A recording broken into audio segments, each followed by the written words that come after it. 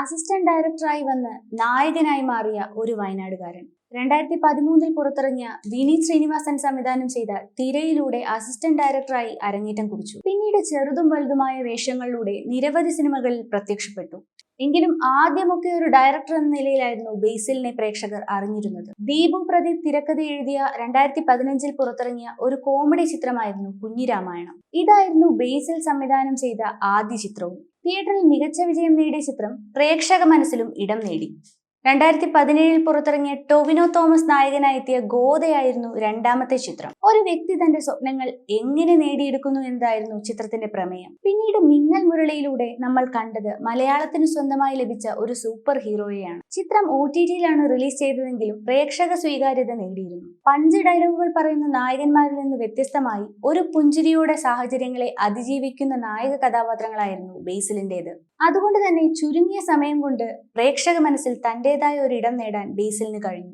2022 പുറത്തിറങ്ങിയ ജയ ജയ ജയ ഹേ എന്ന വിപിൻ ദാസ് ചിത്രത്തിലൂടെ ഒരു മെയിൽ ഷോവനിസ്റ്റായ രാജേഷ് എന്ന ഭർത്താവിന്റെ കഥാപാത്രം പ്രേക്ഷകരിൽ ദേഷ്യമുണ്ടാക്കിയെങ്കിൽ പോലും അപ്പോഴും ഒരു സിമ്പതി തോന്നിയത് ബേസിൽ ചെയ്ത കഥാപാത്രമായതുകൊണ്ടാണ്.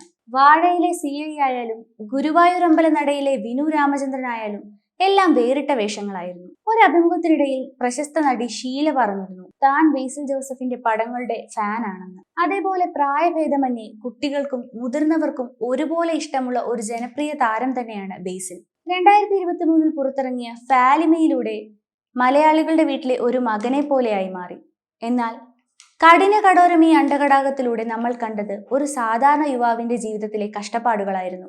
ഈ സിനിമയിലൂടെ ബേസിലിന്റെ ഒരു മികച്ച ട്രാൻസിഷൻ സംഭവിച്ചു എന്ന് തന്നെ പറയാൻ കഴിയും. എഞ്ചിനീയർ ആയിരുന്ന ബേസിൽ ജോസഫിന്റെ സിനിമയിലേക്കുള്ള എൻട്രിയും തുടർന്നുള്ള വേഷപ്പകർച്ചകളും മലയാളിക്ക് എന്നും അത്ഭുതമായിരുന്നു. കഥാപാത്രങ്ങൾ കോമഡിയോ സീരിയസോ ആകട്ടെ ബേസിൽ അത് മികച്ചതാക്കുമെന്നത് ഉറപ്പാണ്. സംവിധായകനായും തിരക്കഥാകൃത്തായും നടനായും തിളങ്ങാൻ ബേസിലിന് സാധിച്ചു. സൂക്ഷ്മദർശിനിയാണ് ബേസിലിന്റെ ലാസ്റ്റ് പുറത്തിറങ്ങിയ ചിത്രം. പതിവ് പോലെ ഈ ചിത്രത്തിലും മികച്ച അഭിനയം അദ്ദേഹം കാഴ്ചവെച്ചു.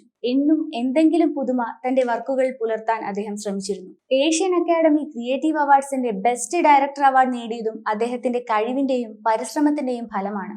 സിനിമയിൽ നിരവധി സൗഹൃദങ്ങൾ സൂക്ഷിക്കുന്ന അദ്ദേഹം ഒരു കൗണ്ടർ കിങ് കൂടിയാണ്. എവിടെയും ചിരിച്ച മുഖത്തോടെ എത്തുന്ന അദ്ദേഹത്തെ സ്മൈലിംഗ് സ്റ്റാർ എന്നും ചിലർ വിളിക്കാറുണ്ട്. ബേസിൽ ചിത്രങ്ങൾ ഒരു ഗ്യാരണ്ടിയാണ്. പ്രേക്ഷകരെ അദ്ദേഹം നിരാശപ്പെടുത്തിയിട്ടില്ല. അതുതന്നെയാണ് ബേസിലിന്റെ വിജയവും.